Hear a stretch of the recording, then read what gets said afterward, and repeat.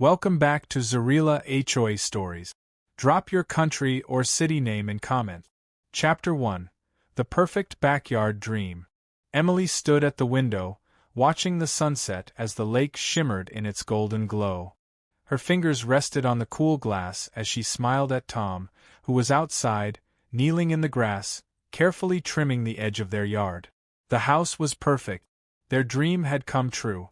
It had been 6 months since they moved into this quiet suburban neighborhood, a peaceful haven far from the noise of the city. The house was everything they wanted. The backyard was large, with a sweeping view of the lake. They had big plans for this place: a garden, a barbecue, family gatherings, a future. Tom stood up, wiping his hands on his jeans, and walked towards the back door. "Hey, do you want to sit outside tonight? It's gorgeous out." "Absolutely," she replied, turning away from the window. "Just give me a second to grab the drinks." She went to the kitchen, grabbing 2 cold bottles of lemonade from the fridge. When she stepped back outside, Tom was already lying back in their lawn chair, looking up at the sky, a relaxed smile on his face. "This is it," he said, his voice full of contentment. "Our forever home." Emily smiled. Couldn't ask for anything better. She sat down beside him, handing him the lemonade. They both leaned back in their chairs, letting the quiet surround them. But just as the night air began to cool, something caught Emily's eye. Across the street, a large yellow sign had been put up, "Under construction." The sign was bold and brightly colored, standing out against the peaceful surroundings. "What's this?" Emily murmured, sitting up straight. Tom turned, squinting. "I don't know. There was nothing in the HOA newsletter about any construction." The two of them stared at the sign. A few workers were milling around, carrying tools and setting up barriers. Emily's curiosity began to rise. Was it for a new park? A playground for the kids in the neighborhood? Tom sighed and leaned back again. "I'm sure it's nothing. Just some kind of community project. They've been talking about adding a park." Emily nodded, but something in the pit of her stomach didn't feel right. She glanced back at the workers and then at Tom, who had his eyes closed again, clearly unworried. "Yeah, probably just a park," she mumbled, but the unease didn't fade. The next morning, Emily woke up to a letter slipped under the door. It was from the HOA. Tom was already at work, and Emily had the whole day free to unpack the last of the boxes. She opened the letter, her fingers trembling slightly as she read.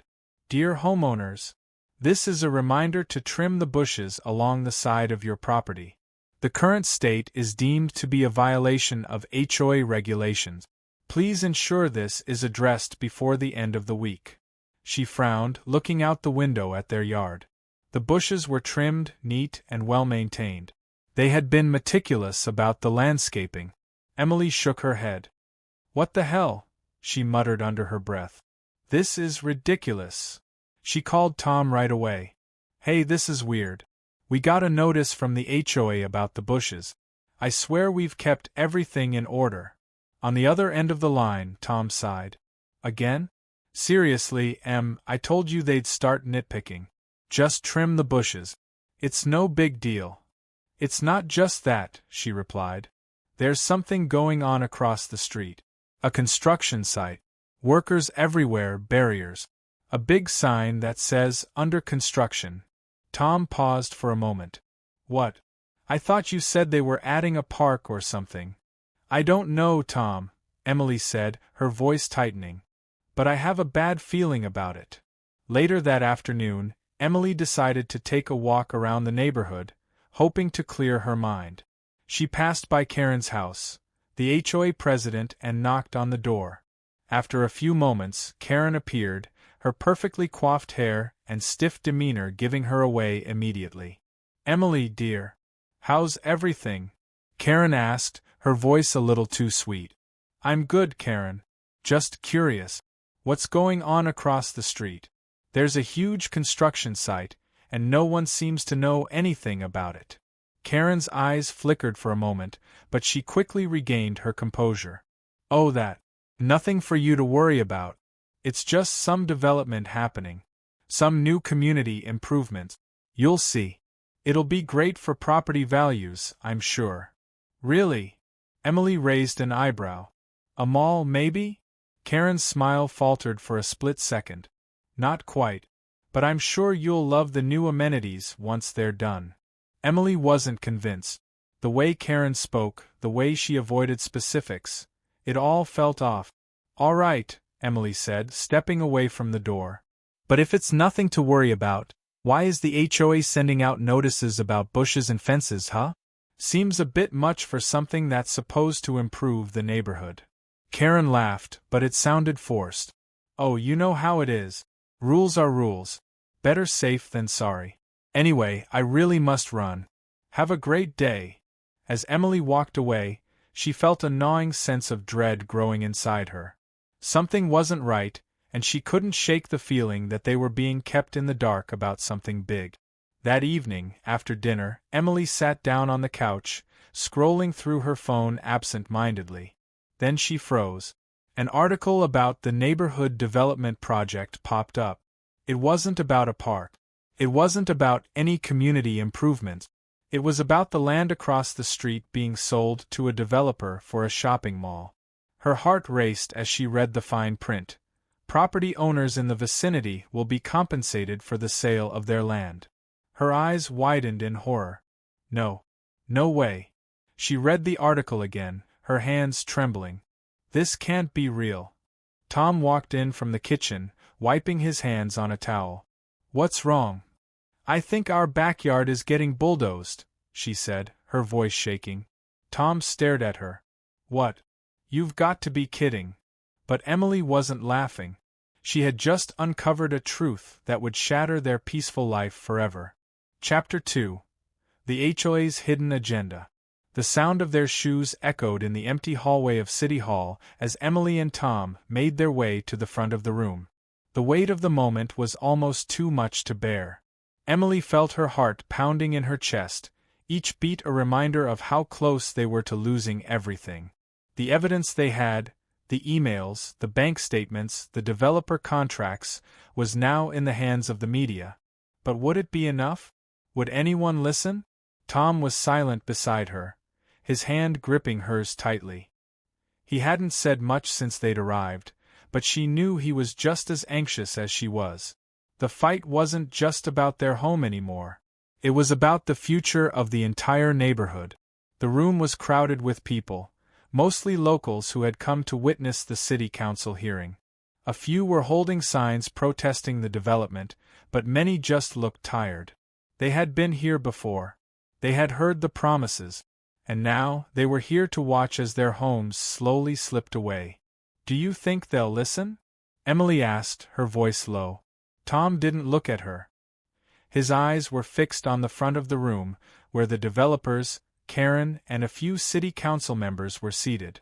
The mayor was speaking, his voice calm but lacking the sincerity Emily had hoped for. I don't know, Tom replied, his voice tight. But we have to try. Emily nodded, but doubt lingered in her mind. Even with the media present, the developers had money and power. What chance did they really have? The mayor, a tall man with a well-groomed beard, stood up and gestured for the room to quiet down. Good afternoon, everyone. We are gathered here today to discuss the future of our beloved neighborhood. As you know, we have an exciting new development project proposed by our local partners, who have promised to bring much-needed jobs and growth to the area. Emily watched as Karen Dawson, the HOA president, stood up, smiling as though nothing was wrong. Her cold eyes met Emily's for a brief second, a flicker of something like annoyance crossing her face. Emily's stomach churned. She wanted to shout at her, to tell everyone what she had done, but she held back. There was too much at stake. Karen began speaking, her voice smooth and rehearsed. This project will provide a state-of-the-art shopping center and a vibrant community hub for everyone. We're working with the best developers to ensure the future of this neighborhood.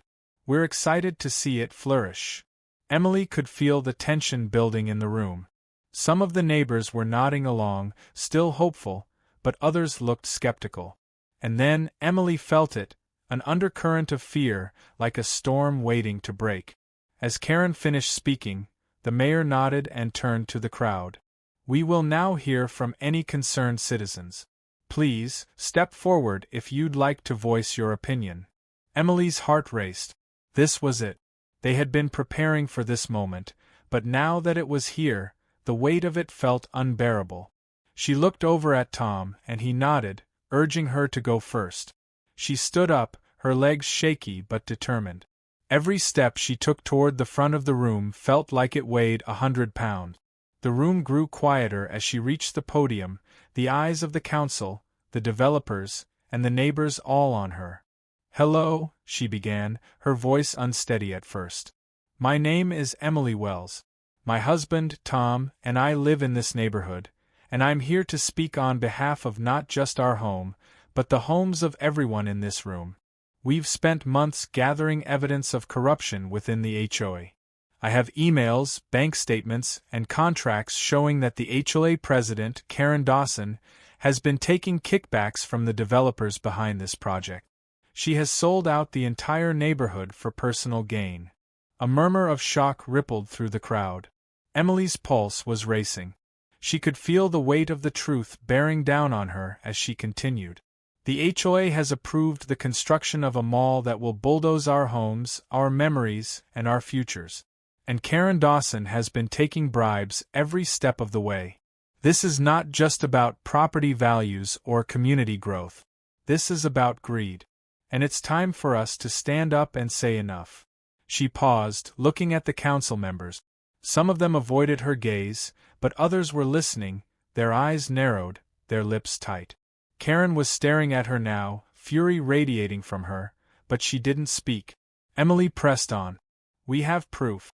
We have the evidence to show that this deal was not about the betterment of the community, but about lining the pockets of a few powerful people. Emily took a deep breath, holding the folder of evidence in her hands.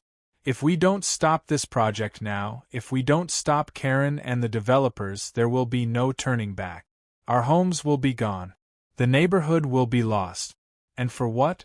A shopping mall.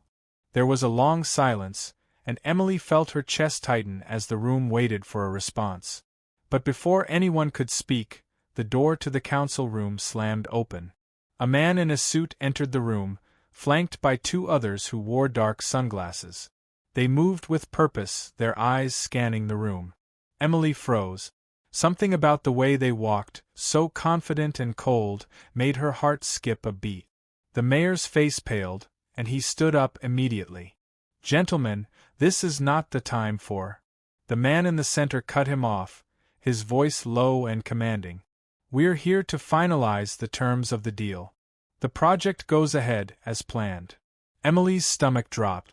She looked at Tom, who was now standing next to her, his face tight with anger. Who are they? He whispered. I don't know, Emily replied, her voice trembling. The man looked at Karen, who was now standing too, her smile no longer as confident. You've done your part, Karen, he said. We'll take it from here.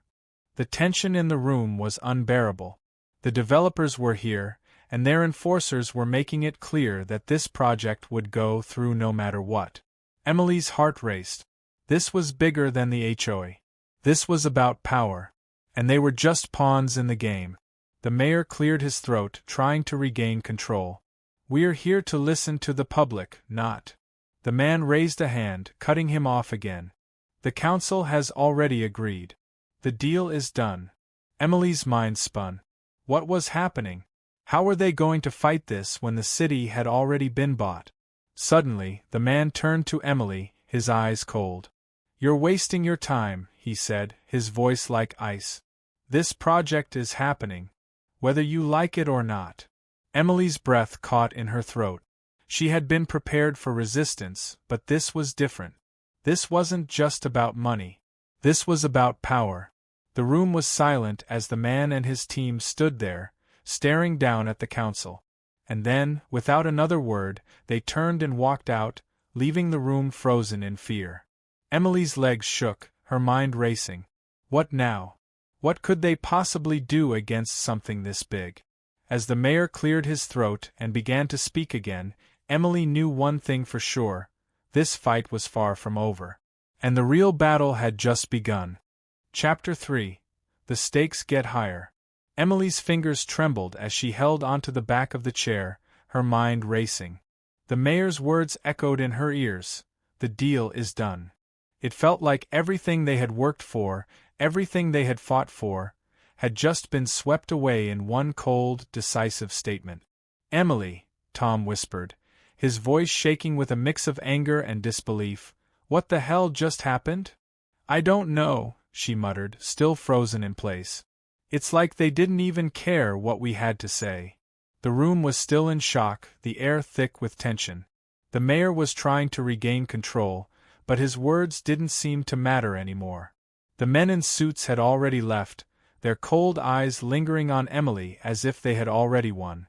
The reality of the situation was settling in. The developers weren't just pushing through a mall project, they were controlling the future of the neighborhood. Emily felt her knees weaken, and she grabbed the edge of the podium for support. Tom stepped closer, his hand on her shoulder. "We can't just give up," he said, his voice firm but full of doubt. "We need to find another way. There has to be something we can do." "I know," she whispered, the fight in her fading voice still there. "But what? What can we do against them when they already have everything they need?" The crowd murmured around them, but no one seemed to have an answer. The protesters were quiet now, their signs lowered, their hopes crushed. The council members were shuffling in their seats, and Karen, who had been standing confidently just moments ago, was now sitting back, her lips curled into a satisfied smile. "I can't believe this is happening," Emily said, her voice cracking. "They've already won, Tom. They have the city in their pocket." Tom turned sharply to face her, his jaw clenched. "No. We're not giving up. Not yet." Emily looked at him, the weight of their situation pressing down on her. She wanted to believe him, to feel the same fire that had burned so brightly in her earlier, but it was hard. Everything seemed stacked against them: Karen, the developers, the mayor. It felt like they were the only ones who cared. "We have to act fast," Tom continued, his voice growing more urgent. "We can't let them get away with this." Emily nodded slowly, her mind working quickly, trying to come up with a plan. But what could they do? The developers were already there, and the council had already agreed. They didn't have the power to stop this, not on their own. That night, Emily and Tom sat at the kitchen table, papers and documents spread out before them.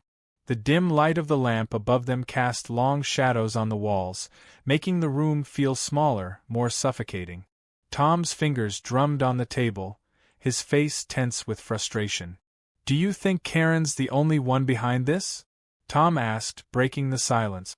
"I don't know," Emily replied, glancing at the evidence they had gathered. "It feels like there's more going on, something bigger. But I don't know what. I can't make sense of it." Tom's eyes were focused on the papers in front of him. "It's all about money. She's getting paid to make this happen, but who's pulling the strings? The developers? The mayor? Maybe both." Emily leaned back in her chair, rubbing her temples. "But we can't prove any of that yet. We have to find a way to connect all the dots. If we can expose the whole thing, maybe we can stop it." The sound of a knock at the door interrupted them. Emily stood up, startled. Who could it be at this hour? She opened the door to find Mark and Jill standing there, their faces grim. "Come in," Emily said, stepping aside. "What's wrong?" Mark wasted no time. "We found something." Emily's heart skipped a beat. "What is it?" Jill handed her a folder. "We've been digging into the developers, the mayor, and Karen. And we found something you need to see." Emily opened the folder quickly, flipping through the papers. Her breath caught in her throat as she read the documents. The developers weren't just planning a mall. They were also planning to buy out the entire block, including their house, at a fraction of its value. And Karen had been getting a huge cut for each property they acquired. "This is it," Emily whispered, holding up one of the documents. "This is the proof we need." Tom's eyes widened. This is bigger than we thought. They're buying out the entire neighborhood, one property at a time. Mark nodded grimly. And Karen's been helping them every step of the way. We've got enough to take it to the media, to the police, but we have to act fast. If we don't, they'll bulldoze this whole place before anyone even notices. Jill spoke up, her voice shaky. We're running out of time, Emily. The project is moving forward faster than we thought. We can't just sit back and wait for someone to stop it. Emily's hands were shaking as she held the folder. She could feel the weight of the situation pressing down on her chest. This wasn't just about a shopping mall anymore. This was about losing their home and losing their future. We have to go to the police, Emily said, her voice suddenly firm. We have the proof. If we don't act now, they'll get away with everything. Tom nodded, determination replacing the doubt in his eyes. Let's do it. We can't wait any longer. The next morning, they made their way to the police station. The weight of the evidence in Emily's hands felt like a lifeline, but it was also terrifying. What if the police didn't believe them? What if the developers had already corrupted the system too much? They sat in a small room, the sound of the fan whirring above them as they waited for the officer. Emily's hands were clammy, and her stomach churned with nerves. Do you think this will work? She asked, turning to Tom. We don't have a choice, he said, his voice low. The door opened, and a police officer walked in, his badge gleaming under the fluorescent lights. You must be Emily and Tom Wells. I'm Officer Daniels. How can I help you? Emily stood up, her voice shaking but determined. We have evidence of corruption. The HOA, the mayor, the developers, they've been working together to force us out of our homes.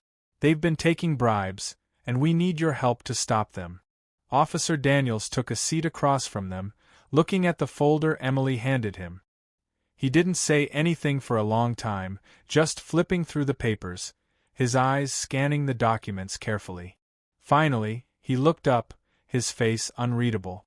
This is serious, he said quietly. I'll need to take this to my superiors.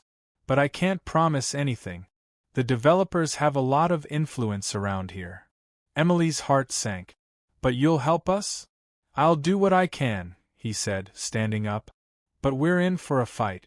You need to be prepared for that. As the door closed behind him, Emily turned to Tom. Her voice barely above a whisper, she said, What if he's right? What if we're too late? Tom didn't answer. He just held her hand, his face grim. They had started this fight together, and they weren't going to stop now. But the question lingered in the air, could they really stop this?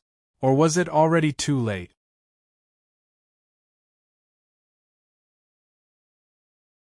Chapter 4. The Price of Betrayal. The room was cold, too cold for Emily's liking. She sat on the edge of the couch, the weight of everything pressing down on her. Tom was pacing back and forth, his frustration palpable in the way his fists clenched and unclenched. I can't believe it, Tom muttered under his breath. We give them everything, all the proof, and they still don't believe us. Emily didn't respond immediately. She knew how he felt. She felt it too. The anger, the helplessness. They had done everything right. They had the documents, the evidence. But now, sitting in the police station, they had learned that the developers had a hand in nearly every part of the system. They had bought off officials, manipulated the council, and now, it seemed, they were trying to buy their neighborhood too. It's like we're invisible, Tom, Emily said softly, her voice tight. How can they ignore all of this? How can they let them get away with it? Tom stopped pacing and sat next to her, taking her hand in his. Because they're scared, Em. They're scared of what happens when people with power like that start playing dirty. The police, the city, they know who's backing these developers.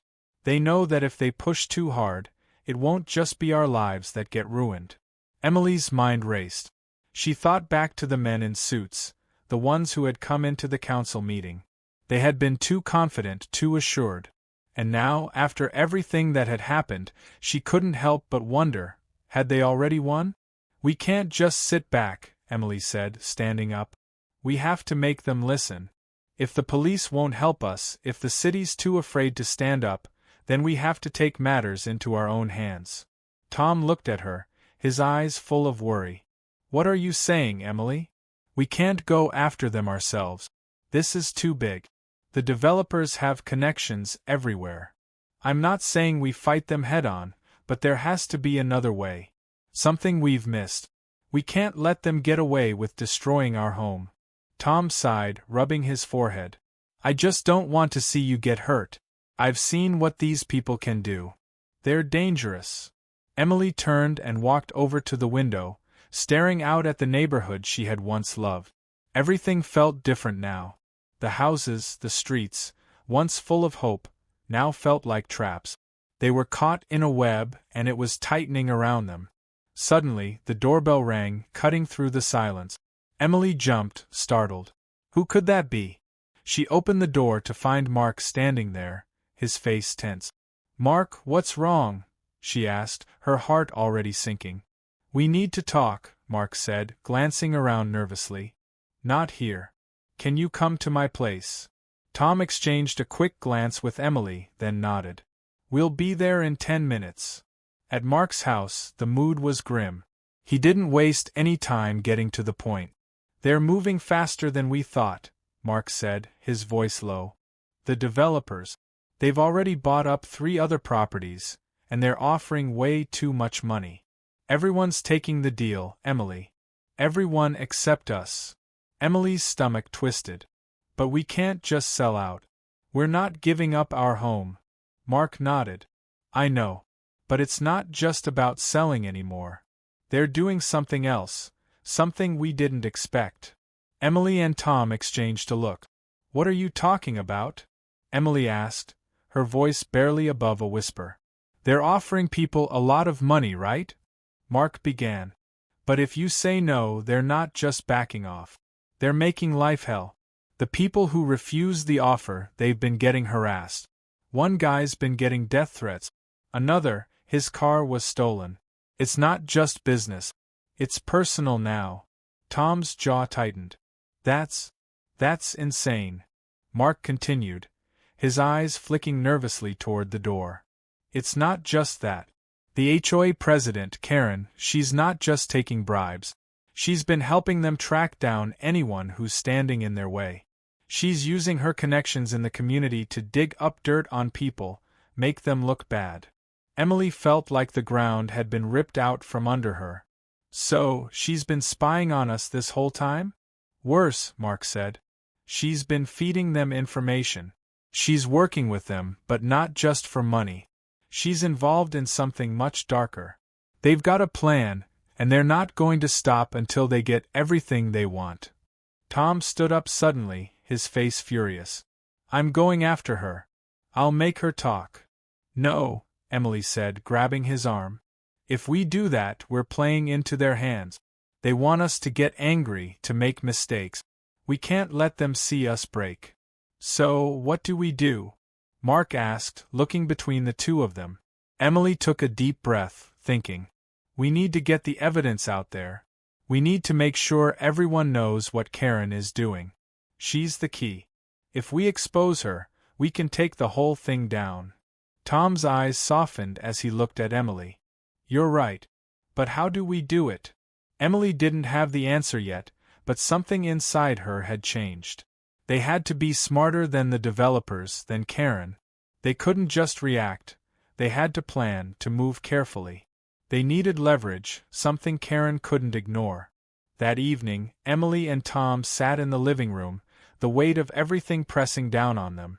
The evidence was there, but it still wasn't enough. They needed more. And time was running out. Emily flipped through the folder, her eyes scanning the papers. Then she paused, her finger landing on something she hadn't noticed before, an email, hidden deep in the chain. It was a message from Karen to the developers. The subject line read, Final offer, full purchase of properties by end of month. Emily's heart skipped. She leaned forward, reading the email aloud. As per our discussion, we are prepared to offer a final purchase price for all remaining properties. We need to wrap this up by the end of the month. I will make sure the remaining residents comply. The resistance has been dealt with. Emily stopped reading, her throat dry. She's not just trying to buy the properties. She's getting rid of anyone who's in her way. And the resistance, she's talking about us. Tom's face darkened. This is worse than I thought. Emily's mind raced. We need to get this out there. We need to show everyone who Karen really is. Tom stood up, pacing again. But we can't just send this to the media. They'll find out it came from us.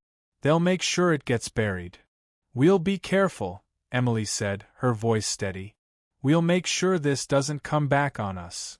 But as she spoke, the nagging feeling that something bigger was at play lingered in the back of her mind. This wasn't just about property anymore. This was about power, about control, and Karen wasn't the only one pulling the strings.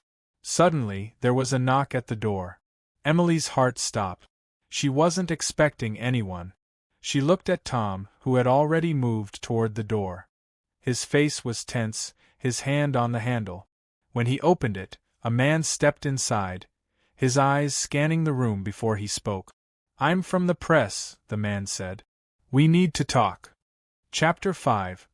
The Press Strikes Back. Emily's breath caught in her throat as she stared at the man standing at the door. He was tall, wearing a dark jacket, and his face was set in a serious expression. He didn't look like a reporter, not like the ones she'd seen on TV. He looked like someone who had seen too many dirty secrets. Who are you? Emily asked, her voice tight with suspicion. I'm from the City Tribune, the man replied, holding up a press badge. Name's David Harris. I heard about your situation and thought I could help. Emily exchanged a look with Tom. Neither of them moved. Help? Tom repeated, his tone cold. You're a reporter, right? Why should we trust you? David stepped into the room, his eyes scanning the papers on the table. Because I know what's going on here. I know about Karen Dawson, the developers, and what they've been doing. And I think we can expose it together. Emily took a step back, her mind whirling. Expose it? How do you know all of this?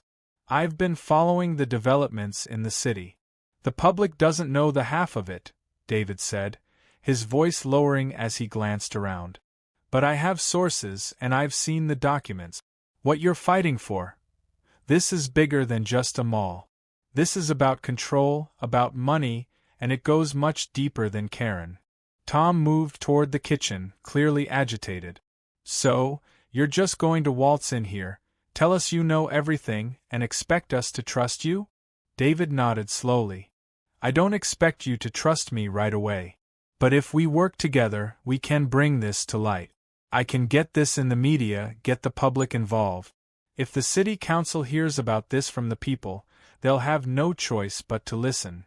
Emily could feel her heart racing. It was tempting, too tempting. This was what they needed, someone with connections who could push their story into the public eye. But still, a part of her was hesitant. The developers had money, power, and influence. Would the press really be able to stop them? Why help us? She asked, finally finding her voice. What's in it for you? David looked directly at her, his expression serious. The truth. I've been covering stories like this for years. The city is drowning in corruption, and the people need to know what's really happening. If we expose what Karen and the developers are doing, it'll change everything. Emily glanced at Tom, whose face had softened. He was starting to believe him. If you're serious about this, Emily said, then you better be prepared to fight. We have evidence, but it's dangerous. Karen and the developers won't back down easily. I'm ready, David replied. I've already spoken with a few people who are willing to go on the record. But we need more. We need the full story, and we need to move fast before they can bury everything. Tom crossed his arms, his mind clearly racing. You're not wrong about that. But we can't just give you our evidence and hope for the best. We need a plan. We need to make sure this doesn't come back on us. David nodded. Agreed. I won't use anything without your permission. But I have a team. We'll gather the story carefully. The media will eat this up, but only if we do it right. Emily's thoughts spun, her mind a whirlwind of possibilities. Could they trust him? Could they really take down someone as powerful as Karen? She couldn't afford to make another mistake. All right, she said, taking a deep breath. We'll work with you. But we need to make sure this is done right. We can't afford to lose everything. David smiled, though it was a tight, professional grin. We're in this together, then. The next few days were a blur of activity. David and his team worked tirelessly to dig deeper into the developer's background, Karen's involvement, and the larger network of corruption that had been festering beneath the surface. They scoured public records, contacted whistleblowers, and worked in secret to piece everything together. Emily and Tom, meanwhile, focused on gathering their own evidence, revisiting the original documents they had found and cross-referencing them with new information. They had to be meticulous. Every detail mattered. One evening, after a long day of research, Emily sat at the kitchen table, scanning the papers in front of her. Tom was on the couch, his head buried in his hands. The weight of everything seemed to be catching up with him. Tom, we're getting closer, Emily said, her voice low but hopeful. This is it. We're so close to exposing everything. I know, he muttered, his voice strained. But it feels like we're walking a tightrope. One wrong move, and it could all come crashing down. Emily understood his fear. It was real. The stakes had never been higher. They weren't just fighting for their home anymore. They were fighting for their lives. The doorbell rang, snapping her out of her thoughts. She stood up quickly, her heart pounding. Who could it be at this hour? She opened the door to find David standing there, his expression serious, his hands empty. What's wrong? Emily asked, immediately sensing that something was off. David's face was tight, his usual confidence gone. We need to talk. Now. Tom stood up, walking toward the door. What's going on? David stepped inside, his eyes darting around the room. It's the developers. They've found out we're digging into them. Emily's stomach dropped. What do you mean? How? They've got eyes everywhere, David said, his voice low and urgent. Karen's not just watching. She's got people watching us. The pressure's building. And if we don't act fast, they'll shut us down before we even get the chance to expose them. Tom's jaw tightened. What can we do? David looked at them both, his expression grim. We need to go public. Tonight. Emily froze. What? You mean release everything now? David nodded. There's no time. The developers have their people in place. If we wait too long, it'll be over. We need to get ahead of them, now. Tom's eyes widened. We don't have enough. The full story isn't ready. David looked directly at him, his tone sharp. It doesn't matter. If we wait, they'll silence us. We don't have the luxury of playing it safe anymore. Emily felt her heart race. This was it. This was their moment. But it felt like walking into the unknown. She turned to Tom, her voice barely above a whisper. Are we really doing this? Tom stared at her for a moment, his face a mix of fear and resolve. We don't have a choice. Chapter 6, A Risky Move. Emily stared at the screen of her laptop, her eyes bloodshot from hours of reading through the documents. The evidence was right there, everything they had been working for. But despite knowing how important this was, a nagging feeling crawled up her spine. What if they were wrong? What if exposing everything tonight was the mistake that ended it all? She pushed the thoughts aside, focusing on the task at hand. They had no choice. They had to act. Tom was sitting beside her on the couch, his hands folded in his lap, his eyes fixed on the screen. He hadn't spoken much since David's visit, but Emily knew he was thinking the same thing. They were standing on the edge of a cliff, and one wrong step could send them both tumbling down. Are you sure about this? Emily asked, her voice barely above a whisper. If we go public with this now, there's no going back. Tom didn't look at her. Instead, he kept his eyes on the laptop screen, as if the decision would magically become clearer if he focused long enough. "I don't know," he admitted, his voice heavy with uncertainty. "But it's the only shot we have. If we wait, Karen and the developers will bury us. We need to get ahead of them." Emily felt her stomach tighten. She didn't want to make a move out of desperation, but she could see no other option. Every minute they waited gave Karen more time to prepare her next move, and every hour that passed brought them closer to losing everything. "We'll do it," Emily said, her voice steady. "But we need to make sure we're ready. We can't afford to make any mistakes." It was nearly midnight when they finished putting everything together. David had been working non-stop, helping them organize the information, and now it was time to release it to the media. Emily took one last look at the email they had written, a detailed exposé of Karen's corruption, the developers' shady dealings, and the proof of the kickbacks. They had everything they needed to blow this wide open. "Send it," Emily said, her voice firm but trembling. Tom hesitated for a moment, his finger hovering over the send button. "Are you sure? Once we do this, there's no going back." "I'm sure," Emily replied. She could feel the weight of the decision pressing down on her. It wasn't just about their home anymore.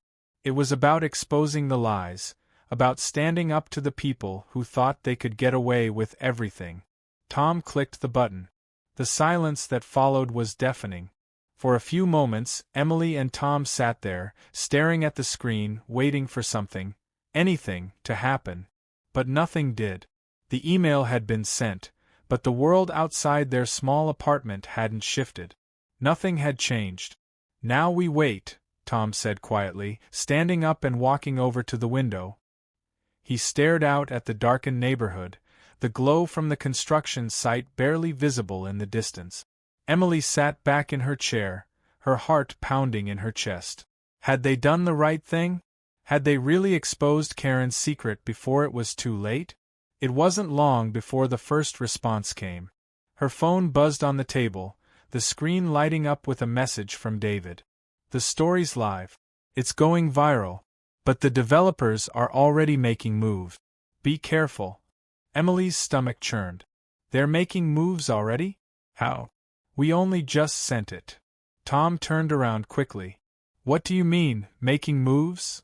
Emily stared at the message, her mind racing.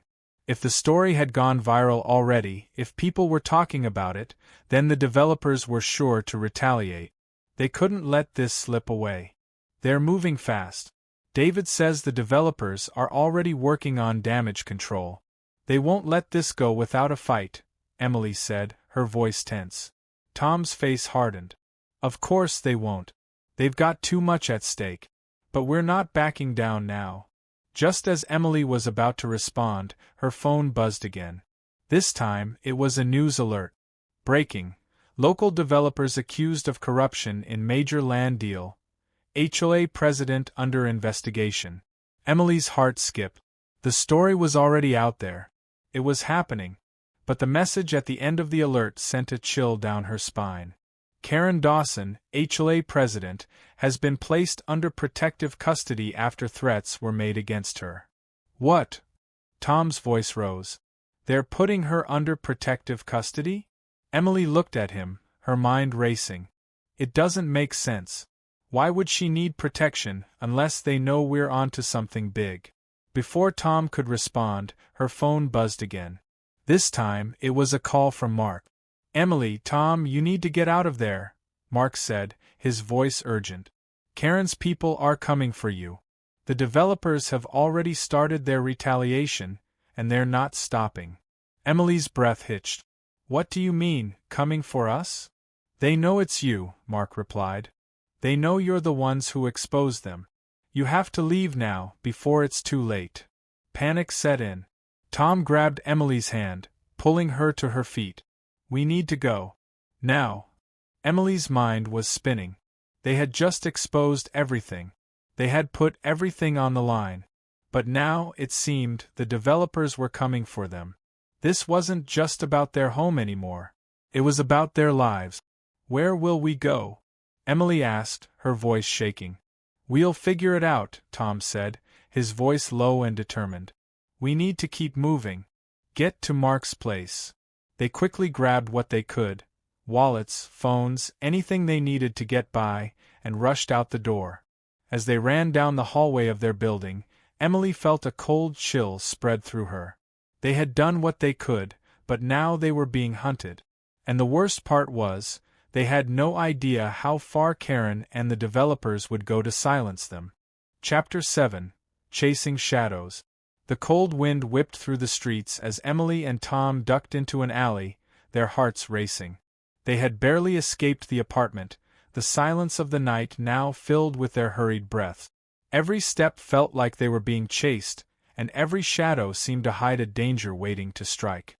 Emily gripped Tom's hand tightly, the fear settling into her bones. "We can't just keep running, Tom," she whispered, her voice trembling. "We need a plan. We need to figure out what to do next."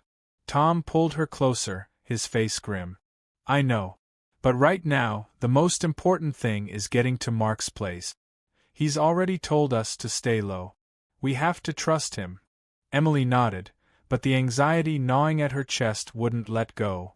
They had made it this far, exposed Karen and the developers, but now the retaliation was real. The moment they'd hit send on that email, their lives had changed forever.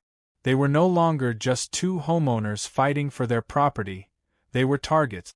As they turned a corner and made their way toward Mark's, the sound of footsteps echoed behind them. They both froze, their hearts thudding in their ears. Tom turned, his eyes scanning the street. "Do you hear that?" he whispered. Emily strained to listen. The footsteps were unmistakable, someone was following them. The rhythmic sound grew louder, closer. A chill ran down her spine. "We're not alone," Emily said, her voice low but urgent. Tom didn't need to say anything. He grabbed her hand, pulling her toward a side street that led to Mark's building. They had to move fast. If they lost the trail, they might never get to safety. But the footsteps kept coming, and the shadows seemed to stretch longer as they hurried along. Suddenly, a car's headlights flashed down the alley. Emily and Tom froze, the light blinding them for a moment. The car screeched to a halt and the door slammed open. Two men stepped out, their faces obscured by the darkness, but their presence was unmistakable. The fear that had been gnawing at Emily's chest intensified. "Run!" Tom shouted, grabbing Emily's arm and pulling her toward the end of the alley. But it was too late. One of the men called out, "You're not going anywhere, Emily." Emily's breath caught in her throat. How did they know her name? How had they found them so quickly? They broke into a sprint, but the men were closing in fast. Emily's legs burned as she pushed herself harder, her mind racing for a way out. Where was Mark's building? It felt like they had been running forever. She heard a shout behind her. The sound of heavy boots thudding on the pavement grew louder. "Tom!" she gasped, her voice cracking. "We can't outrun them." "Just keep going," he yelled, his eyes wide with panic. But the men weren't far behind. Emily could hear them gaining ground with every step. They were closing in, and there was no way to hide. The street ahead was a dead end. Emily's chest tightened as she realized they had nowhere to go. "Turn left," Tom shouted. They veered off the street and into another alley, but it was narrow and cluttered with trash bins and old furniture. It was a dead end. The men reached them in seconds. Emily's breath came in short gasps as she turned to face them, her mind whirling. One of the men stepped forward, a cruel smile on his face. "You thought you could expose us and get away with it? You're not getting off that easy, Emily." Tom stepped in front of her, his body tense. "Leave us alone." The man laughed. "You're in no position to make demands. We've been tracking you for days. You're not running anymore." Emily's heart pounded as the man pulled something from his coat, a gun. She froze, the fear suffocating her. "Stay calm," Tom whispered to her, his voice shaking. "Just stay calm." The man with the gun stepped closer, his eyes cold and calculating. "You've crossed a line, and now you're going to pay for it." Emily's stomach twisted. She couldn't breathe. They were trapped, cornered by men who wouldn't hesitate to hurt them. Suddenly, the sound of a car engine roared in the distance. The headlights appeared around the corner, casting a sharp beam of light into the alley. The men hesitated for a moment, looking toward the approaching vehicle. "This is your last chance," the man with the gun sneered. "Get in the car and no one gets hurt." Tom's eyes flicked to Emily. He shook his head, his jaw clenched. "We're not going anywhere with you." Before the man could react, the car screeched to a halt and a figure jumped out. Emily's heart skipped when she saw who it was. Mark. He was holding something in his hand, a baseball bat. "You're not taking them," Mark shouted, his voice fierce. He lunged forward, swinging the bat at the men. The impact echoed through the alley as one of the men stumbled back, holding his arm. The other man reacted quickly, drawing a knife from his belt, but Mark was already on him. He swung the bat again, catching the man off guard and knocking him to the ground. "Get in the car!" Mark yelled, motioning for Emily and Tom. "Now!" Without hesitation, Emily grabbed Tom's hand and ran toward the car. They jumped in the back seat and Mark slammed the door shut. The engine roared to life, and the car sped off, leaving the two men behind. Emily looked over her shoulder, her breath ragged. "Are they going to follow us?" Mark didn't answer right away. He kept his eyes focused on the road, his knuckles white as he gripped the steering wheel. "They might. But we've got a head start." Tom turned to Emily, his face filled with relief. "We're safe for now." Emily nodded, her chest still tight with fear. But something was nagging at her. They had barely escaped. They had come so close to losing everything. And now, with Mark's help, they had made it out, at least for the moment. As the car sped through the streets, Emily's mind raced. Who else was involved in this? Who had sent those men after them? And why had they attacked so quickly? Mark finally spoke, his voice low and urgent. "We need to lay low. For now, we go to my place. You're not safe anywhere else." Emily nodded again, the weight of everything pressing down on her. They couldn't stop now. The danger was closing in, but they had to keep moving, keep fighting. "We'll stop them," she said quietly, though doubt still lingered in her voice. "We have to." The chapter ends with the car speeding into the night, their lives still hanging in the balance. The danger was far from over, and the questions were piling up. Who was really behind all this? And how far would they go to silence them?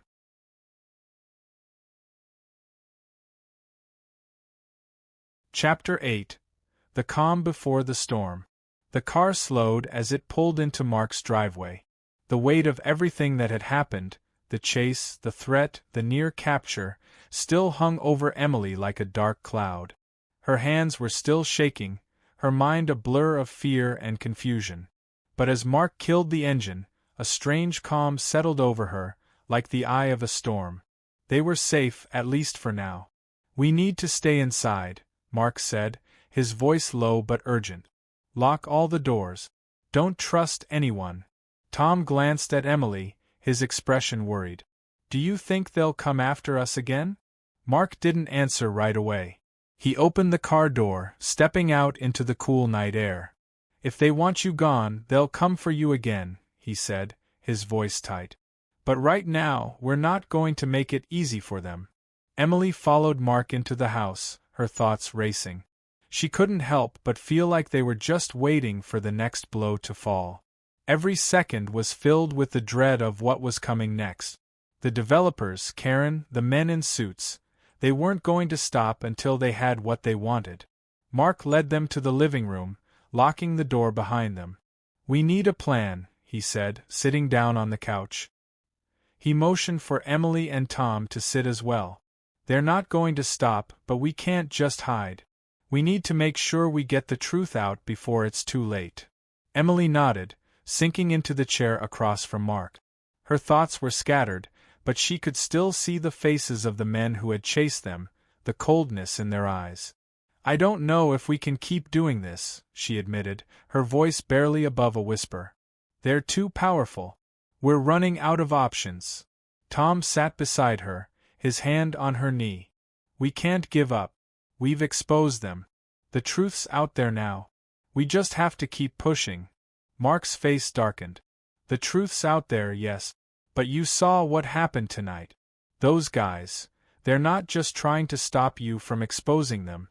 They're trying to break you. Emily swallowed hard. She could feel the fear bubbling up inside her, but she pushed it down. They couldn't afford to back down now. We've been digging for too long, she said, her voice stronger. We can't stop just because it's getting hard. We have the evidence. We have to take it all the way. Tom looked at her, his eyes filled with a mix of admiration and concern. Emily's right. But we need help. More people need to know what's going on. Mark leaned forward, his eyes narrowing. I agree. But right now, the media's got what they need. They've published the story.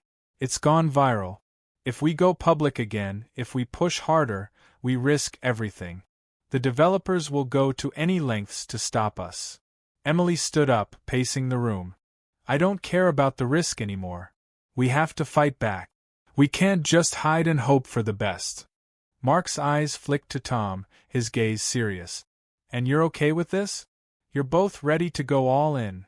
Tom looked at Emily, his face serious. We don't have a choice, Mark. We've already come this far. For a moment the room was still. The three of them stared at each other, the weight of the decision pressing down on them. Then Mark spoke. All right, he said quietly.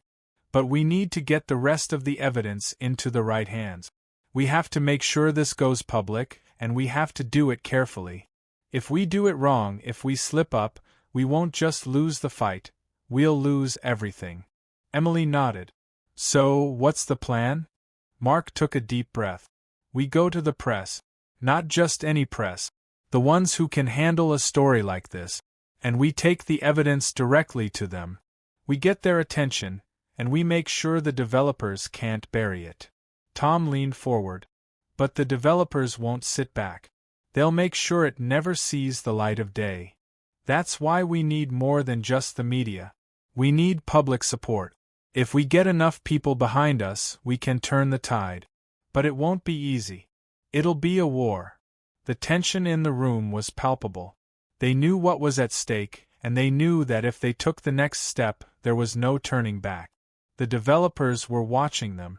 Karen was watching them. And the danger was real. I don't want to lose this fight, Emily said, her voice shaking.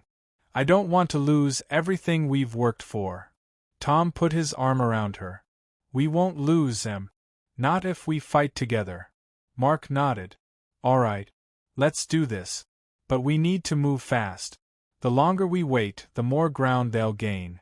The following morning, they began preparing. Mark made calls to reporters who he trusted, ones who had covered corruption stories before.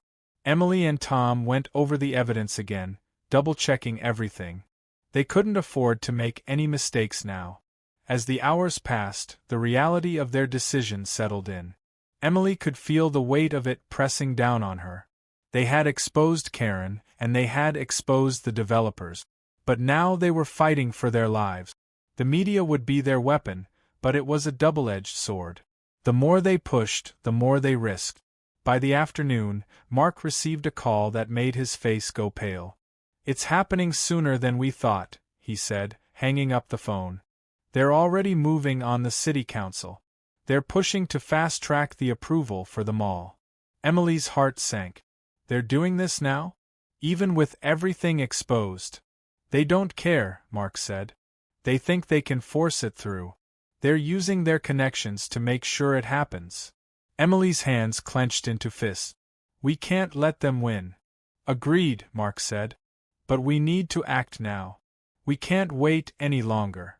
They made their way to the press conference later that day. The reporters were already there, gathering around, preparing for the briefing. Emily felt her stomach twist in knots. This was it. They were about to push everything they had into the spotlight. Mark gave them both a look, his eyes sharp. No matter what happens, stay focused. We get the truth out. And we get it out now. Emily nodded, feeling the weight of the moment. They were walking into the lion's den. As they approached the stage, a figure appeared from the shadows, someone Emily recognized immediately. It was Karen. Her face was cold and hard as she stepped forward, eyes locked onto Emily. She didn't say a word, but her gaze spoke volumes. Emily's stomach twisted.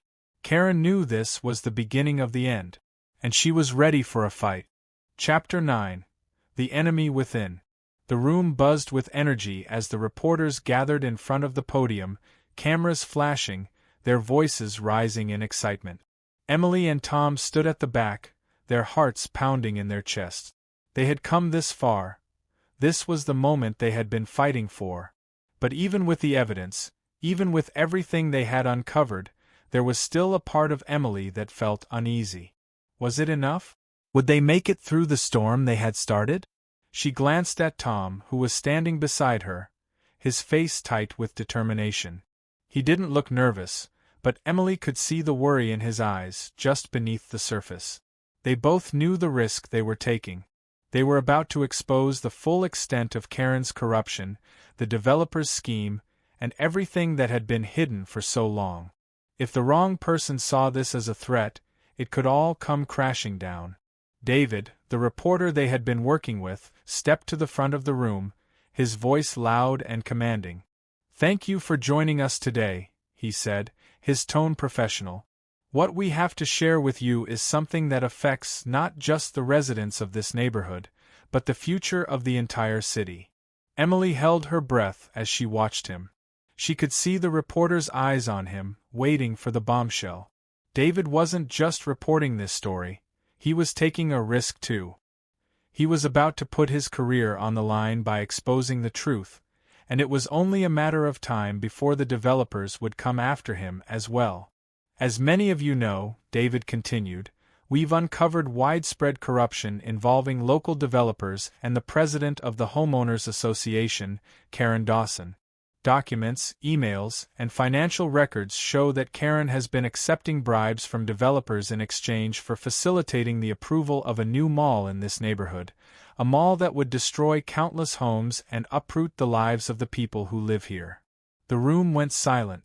Every eye was on David now, the weight of the moment heavy in the air. Emily's stomach twisted. She had to look away for a moment, but when she did, her eyes landed on Karen. The HOA president was sitting in the front row, her expression cold, but there was something else in her eyes, something darker. A warning maybe, or a threat, Emily wasn't sure. Tom noticed it too. He leaned in and whispered, "Look at her. She's not even flinching. She's ready for this." Emily nodded, her pulse quickening. "She's not going to go down without a fight."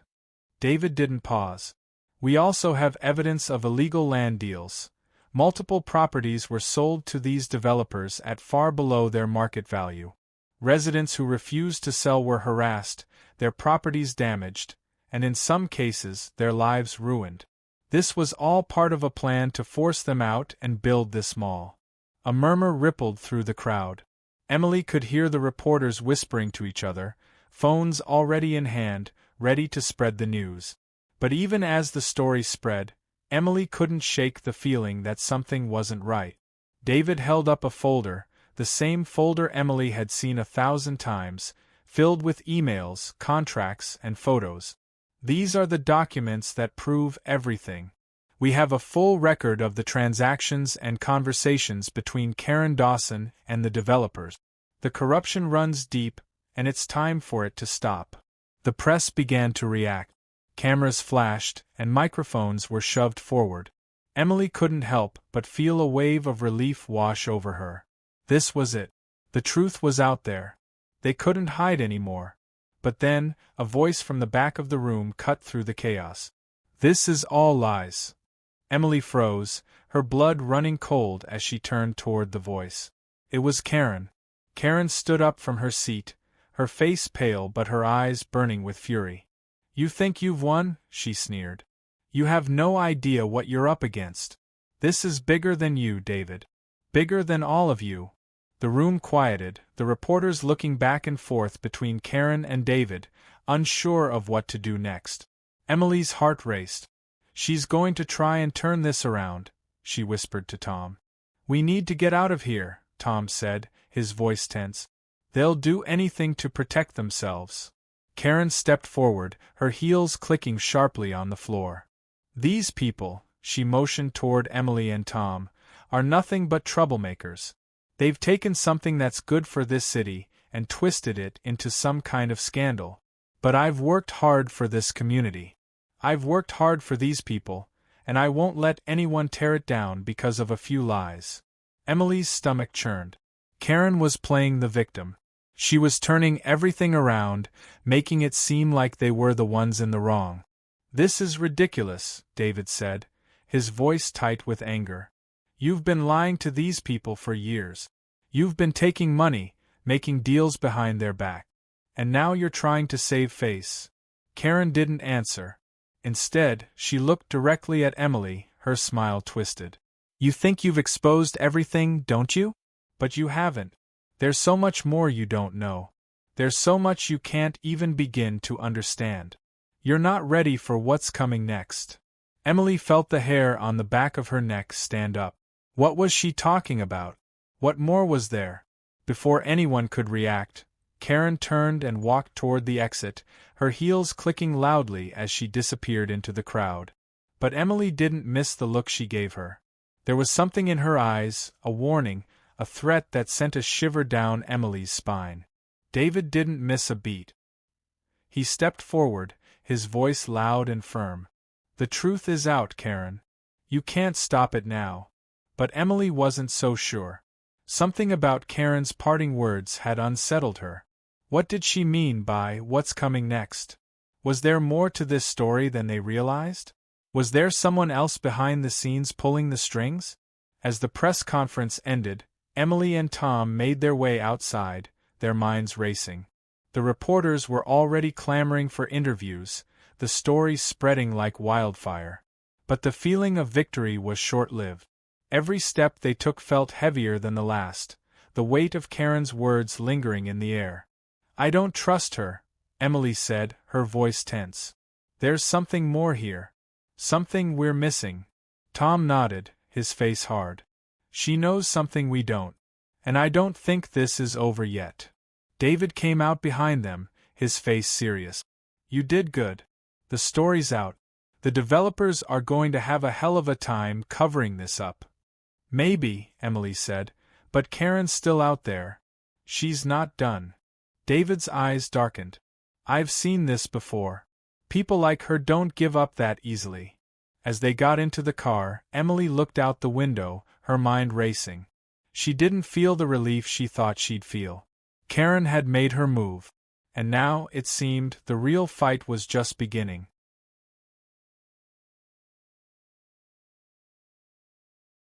Chapter 10.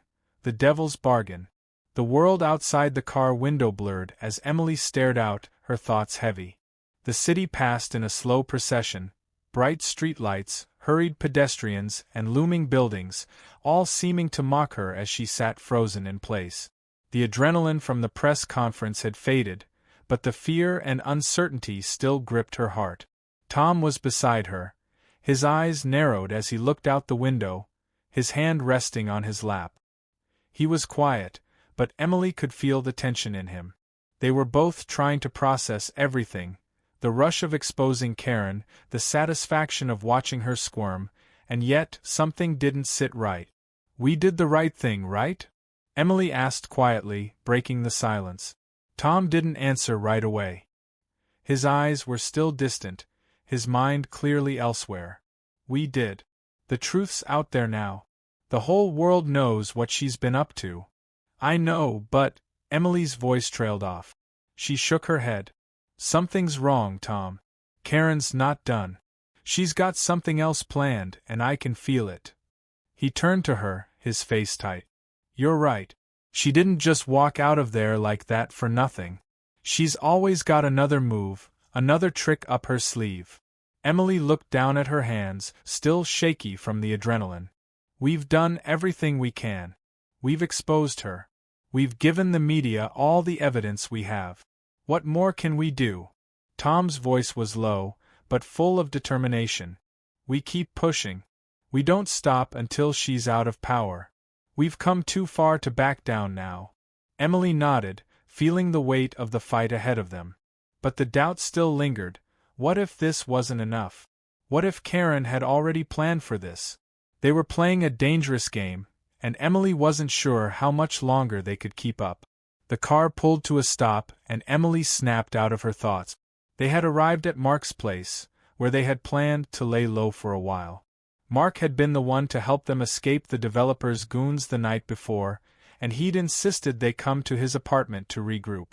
As they stepped out of the car, Emily looked at the building in front of her. It was old, a little run-down, but it felt safe, at least for now. Inside, Mark greeted them with a tight smile. "Good to see you both," he said, his tone a little too calm. "I've got a few things to go over with you." Emily nodded but couldn't shake the feeling of unease creeping up her spine. She followed Mark inside, Tom close behind. The apartment was modest, cluttered with old furniture and boxes of papers, but it was clear that Mark had tried to make it as secure as possible.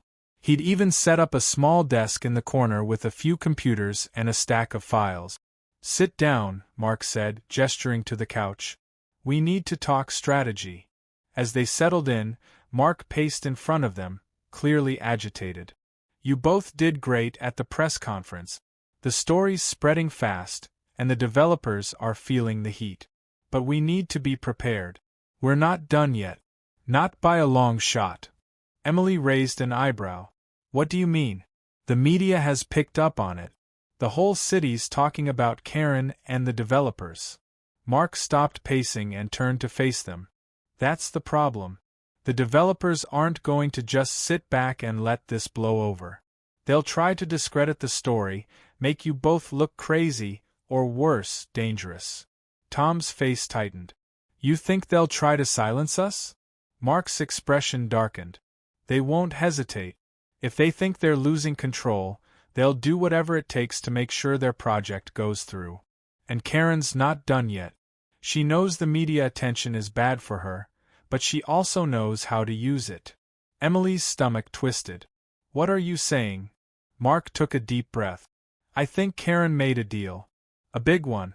And she's about to make sure that deal goes through, no matter what it costs." Emily and Tom exchanged a look. "What kind of deal?" Emily asked, her voice tight. Mark leaned in, his eyes intense. "I've been digging into the developers. They've been making offers, big ones, to the city council members. But it's not just about money. There's something else going on here, something darker. And I think Karen's been involved in this from the very beginning. It's not just a mall. It's a power play." Emily felt her pulse quicken. "What kind of power play?" Mark lowered his voice, almost as if he was afraid someone would overhear. "They're using this project as a front. They've got connections to organized crime. The whole thing, Karen, the developers, the city officials, it's all tied up in dirty deals and illegal activities. They've been laundering money through these properties, and the mall is just the beginning." Emily's mind raced. This was bigger than anything they had imagined. They were up against more than just a greedy HOA president and a mall. This was a criminal network operating right under their noses. "Are you saying Karen is part of this?" Tom asked, his voice a mix of disbelief and anger. Mark nodded grimly. "She's not just helping the developers for profit. She's got a stake in it. She's in deep, and if she's exposed, the whole operation could fall apart." Emily's head spun. "So, we're not just fighting for our homes. We're fighting a criminal enterprise." Mark's face was grim. "Exactly. And the worst part? The city's officials are in on it. The mayor, some of the council members, they're all getting a cut. This goes all the way to the top." Tom stood up, his fists clenched. "So, what do we do now? We've exposed Karen, but if she's involved in something this big, won't the media just drop it?" Mark shook his head. "No. The media's not enough. The public might be outraged, but they're not going to take down a criminal network on their own. We need to go straight to the people who can bring them down. We need to contact the FBI." Emily's heart skipped a beat. "The FBI? But how do we even reach them? This is way bigger than what we've been dealing with." Mark stood up and moved to the desk, flipping through papers. I've been in contact with someone who can help. They're investigating organized crime in this city, and they've been keeping tabs on the developers for months. If we can get them involved, they'll take it from here. Emily looked at Tom, her mind racing. They were about to take the biggest risk of their lives. The FBI could help them, but they could also put them in danger.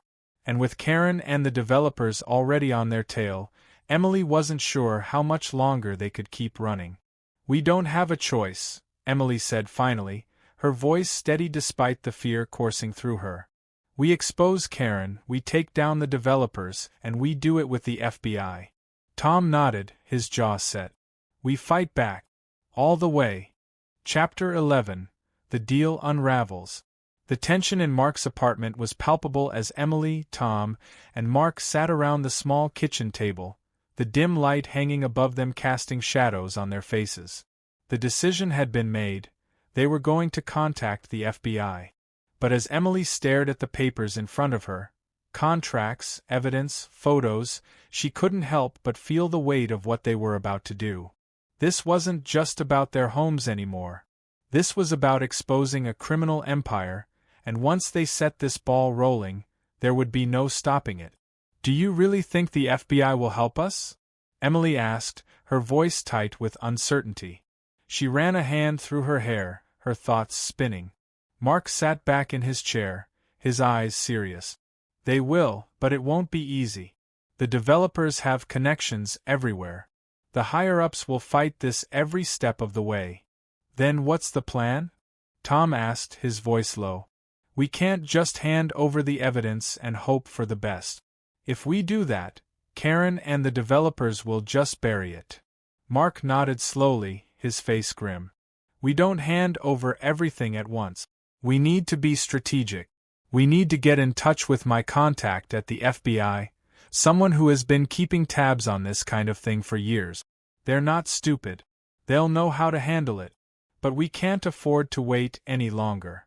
Emily shifted uncomfortably in her seat, the weight of their situation pressing down on her.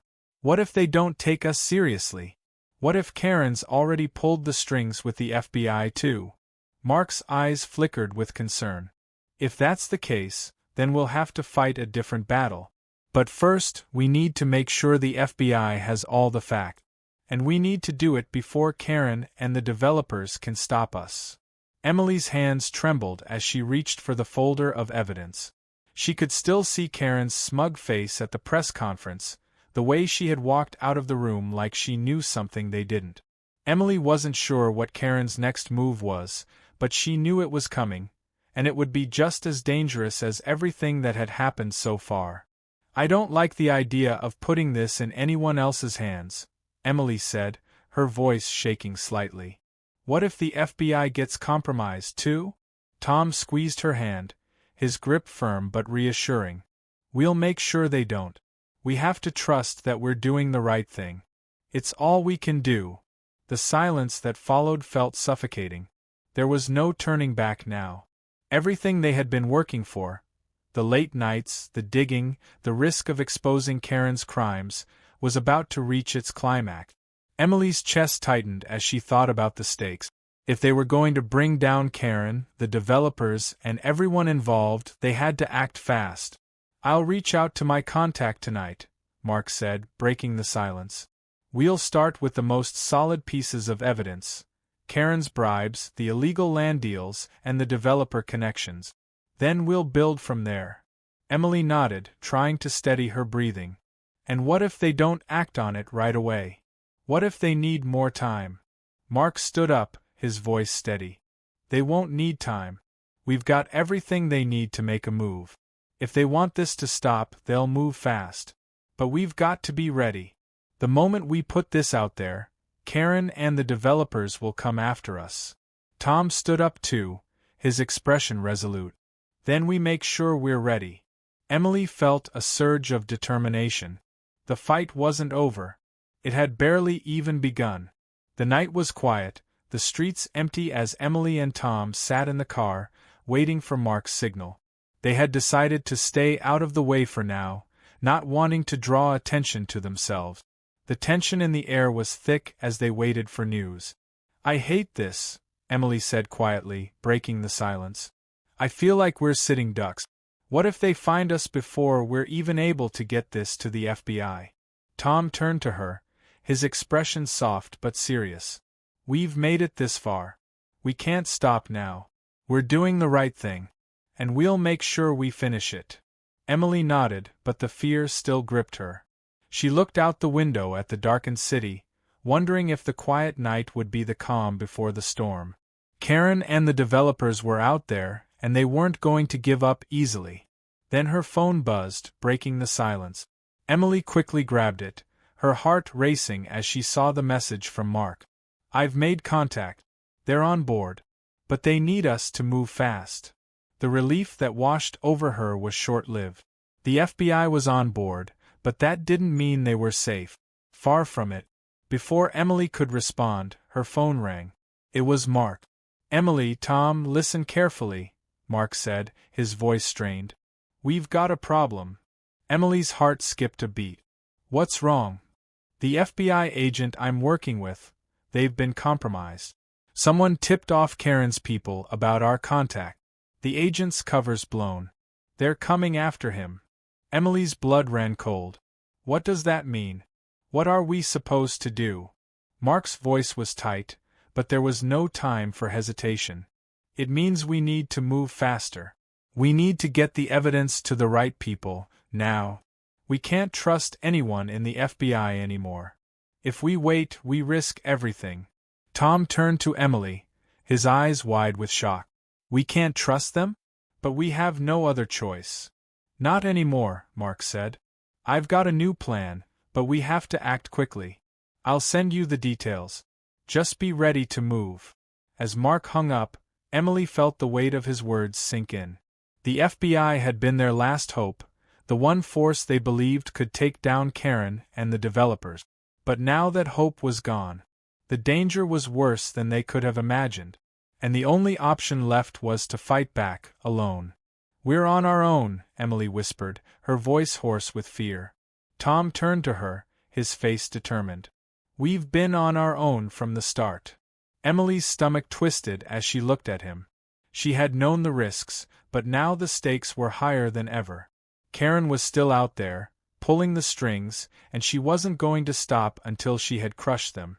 And now, with the FBI compromised, Emily knew that the real battle was only just beginning.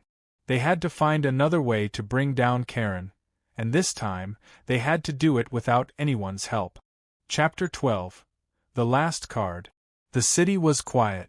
The streets outside Mark's apartment looked empty, but Emily felt the weight of the world pressing down on her shoulders. The news that the FBI had been compromised left her with a cold pit in her stomach. There was no more safety net.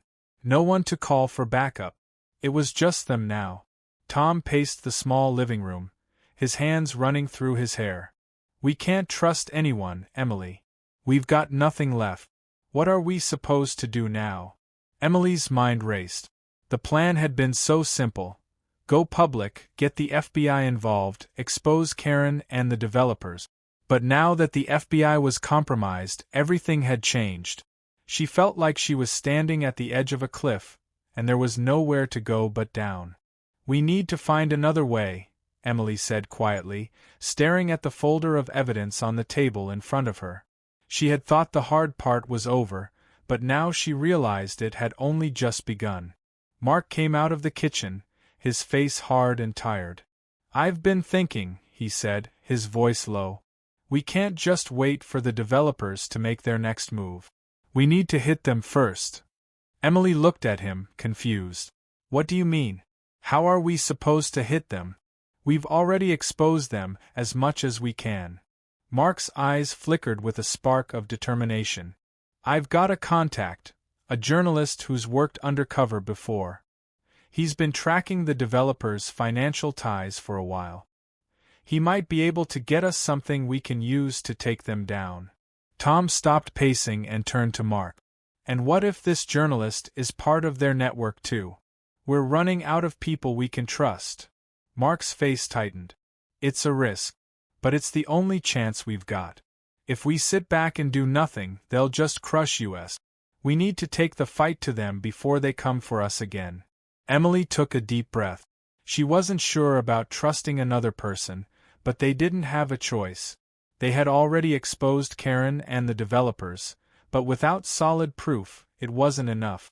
They needed the final piece, something that would prove once and for all that Karen was working with the developers to line her pocket. "All right," Emily said, her voice steady despite the doubt gnawing at her. "We'll do it. We'll take the risk." Mark nodded, relieved. "I'll get in touch with the journalist. If he has the information we need, we'll make sure the world knows the truth." Emily glanced at Tom, her heart heavy with uncertainty. "But what if they're watching us? What if they know we're getting close?" Tom's jaw clenched. "Then we make sure they don't see it coming. We have to keep moving forward, no matter what." They spent the next hour planning. Mark called his contact, a reporter named Jason who had worked on similar investigations before. Jason was careful, but he agreed to meet with them and take a look at the evidence. He said he had a few sources who could help verify the information, but it would take time. Emily didn't feel the sense of urgency she had expected. Jason was their last hope, but as Mark explained the situation, she realized that the window of opportunity was closing fast. The developers weren't just sitting back. They were working behind the scenes to ensure the project went forward, no matter the cost. And now, with the FBI out of the picture, Emily felt like they were racing against time. The next morning, Mark led Emily and Tom to a small, dingy cafe on the edge of the city. It was the kind of place where people met in secret, away from the prying eyes of the world. Jason was already sitting at a corner table, his face partially obscured by the shadows. He looked up as they approached, his eyes scanning them quickly before he motioned for them to sit. "I assume you're Emily and Tom?" Jason asked, his voice low but friendly. "That's us," Emily said, sitting down across from him. "We need your help. We've got the evidence, but we need someone who can get it into the right hands. Someone who can make sure it doesn't get buried." Jason nodded, folding his hands on the table. "I've seen things like this before. People with power trying to hide the truth. But you've got to understand something. This is bigger than just the developers. There are people involved who would do anything to stop you from exposing them. We need to be careful." Emily felt her stomach tighten. She had already known the risk, but hearing it out loud made it all the more real. She glanced at Tom, who was sitting beside her, his face set in determination. "We've already gone public," Emily said, her voice steady. "The developers are trying to bury us, but we've exposed Karen. We can't stop now." Jason's gaze softened. "I get it. And I'm with you. But we need to do this right. If we go full force without a plan, we'll be caught in the crossfire." "What's the plan, then?" Tom asked, his voice tense. "We don't have time to waste." Jason looked at them both, his eyes serious. "First, I need to go over the evidence you've got. I've got a few connections in the media who can help, but I'll need to verify everything. Then we can hit them where it hurts, legally, publicly. But we need to be strategic. If we make one wrong move, they'll find a way to shut us down." Emily nodded, feeling a mix of hope and fear. They were taking a risk, but they had no other choice. "We're ready," Emily said. "Just tell us what you need." As they left the cafe, Mark's phone rang. He answered quickly, his face tense as he listened. Yeah, I got it," he said, then hung up the phone, looking at Emily and Tom with a grim expression. "What is it?" Emily asked, her pulse quickening. "The developers. They've started moving. They've got a plan B. They're trying to speed up the process, push them all through before we can stop them. They're getting help from someone high up in the city." Tom's eyes narrowed. Who? Who are they working with?" "I don't know yet," Mark said, his voice tight. "But we have to move fast. They're getting more desperate. If we don't act soon, they'll win." Emily's mind raced. Karen and the developers were already making their next move. They weren't going to stop until they had crushed them completely. We can't let that happen, Emily said, her voice firm. We'll fight until the end. Mark nodded, his face hard. We've got one shot at this. We need to get Jason what he needs and fast. As they rushed back to Mark's apartment, Emily felt the weight of the situation pressing down on her. The developers were closing in, and every move they made seemed to push them closer to the edge. But they couldn't stop now. They had to keep pushing forward. As Emily sat in the car, her phone buzzed with a message from Jason. It was a simple text, but it sent a chill down her spine. The developers know. They're preparing for a counterattack. We have to move now. If you love watching my video, then make sure to subscribe and like my video.